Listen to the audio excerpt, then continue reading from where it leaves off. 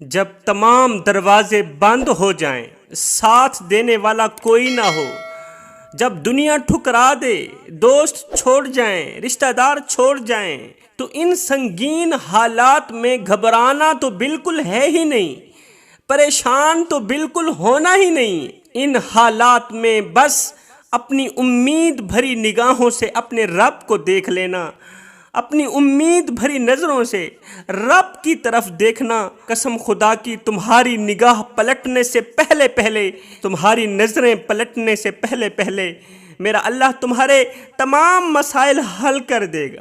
اللہ تعالیٰ کسی بھی انسان پر اس کی ہمت سے زیادہ بوجھ نہیں ڈالتا۔ اللہ تعالیٰ دنیا میں رہنے والے کسی بھی انسان پر اس کی ہمت سے زیادہ، اس کی طاقت اور اوقات سے زیادہ بوجھ ہرگز نہیں ڈالتا۔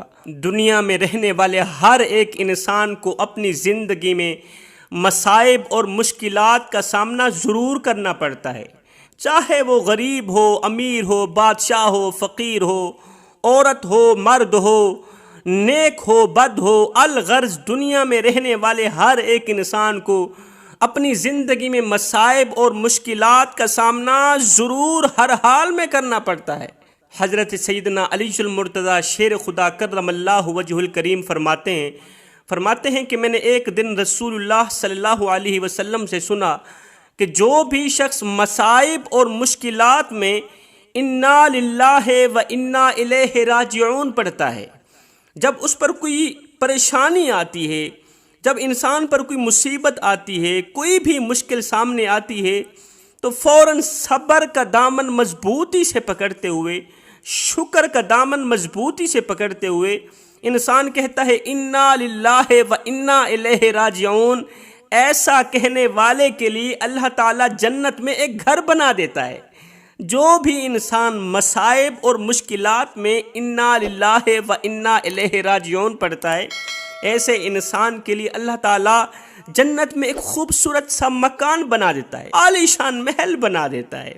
حضرت ابو موسیٰ اشعری رضی اللہ تعالی عنہ سے روایت ہے، کہتے ہیں رسول اللہ صلی اللہ علیہ وسلم نے فرمایا کہ جب ایک انسان کا بیٹا فوت ہوتا ہے، جب کسی آدمی کا بیٹا فوت ہوتا ہے، جبکہ یہ آدمی اپنے بیٹے سے بہت ہی پیار کرتا ہے، اس کے اندر بیٹے کی محبت کے بہت سارے جذبات ہیں۔ جیسے ہی بیٹا پیدا ہوتا ہے تو ایک والد اپنے اندر سپنے پیدا کرتا ہے، خواب پیدا کرتا ہے، اس کی خواہش تمنا ہوتی ہے کہ جس طرح آج میں اپنے چھوٹے ننھے بیٹے کی انگل پکڑ کے اس کو چلانا سکھا رہا ہوں، اس کو اٹھنا بیٹھنا سکھا رہا ہوں، اس کو کھلانا سکھا رہا ہوں، آج میں جوان ہوں، یہ بچہ ہے، جب یہ جوان ہوگا میں اس وقت بوڑھا ہو جاؤں گا، میرے ہاتھ تو ہوں گے مگر کانپتے ہوں گے، میری ٹانگیں تو ہوں گی، ان ٹانگوں سے اللہ تعالیٰ طاقت چھین لے گا، ان ہاتھوں سے اللہ تعالیٰ قوت چھین لے گا، میں چلنے کے قابل نہیں رہوں گا، چلنے کے لیے مجھے سہارے کی ضرورت پڑے گی۔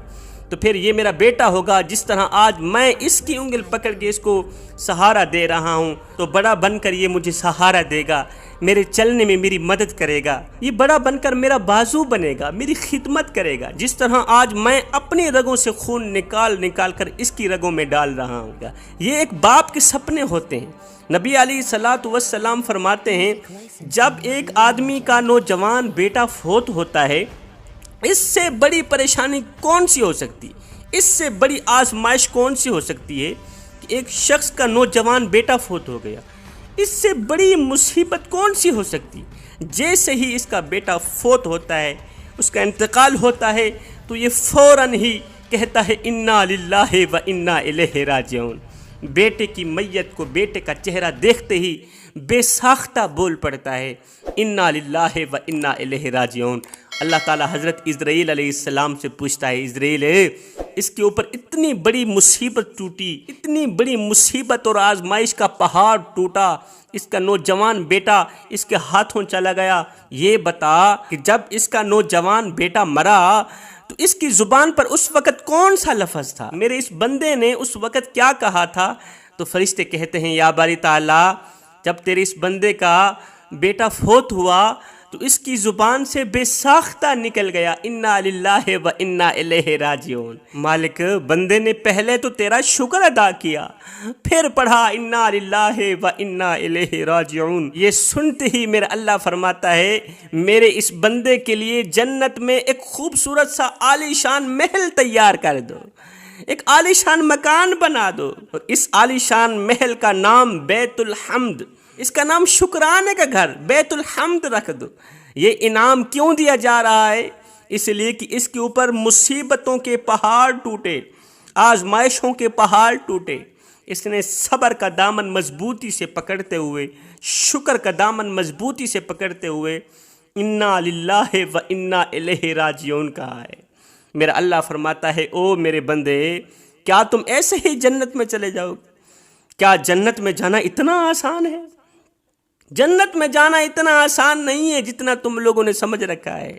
جنت میں جانا بڑا ہی مشکل ہے۔ آسانی تک جانے سے پہلے آسانیوں تک پہنچنے سے پہلے مشکلات کا سامنا کرنا پڑتا ہے۔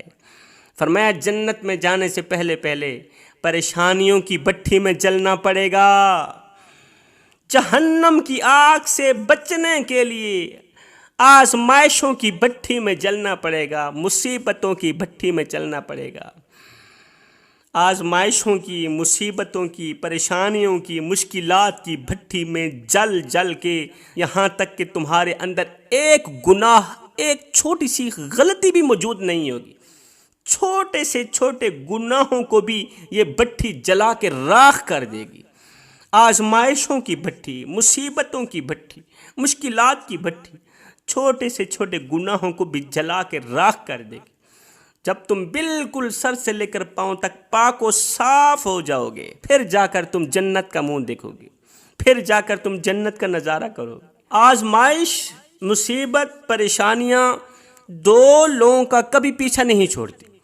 آزمائش دو لوگوں کا کبھی بھی پیچھا نہیں چھوڑتی، ایک مومن مرد، دوسری مومن عورت۔ آزمائش، مصیبتیں، پریشانیاں، مشکلات کبھی ان پر حملہ کرتی ہیں، کبھی مومنوں کی اولاد پر حملہ کرتی ہیں، کبھی ان کی بیویوں پر حملہ کرتی ہیں، کبھی ان کے مال پر حملہ کرتی ہیں۔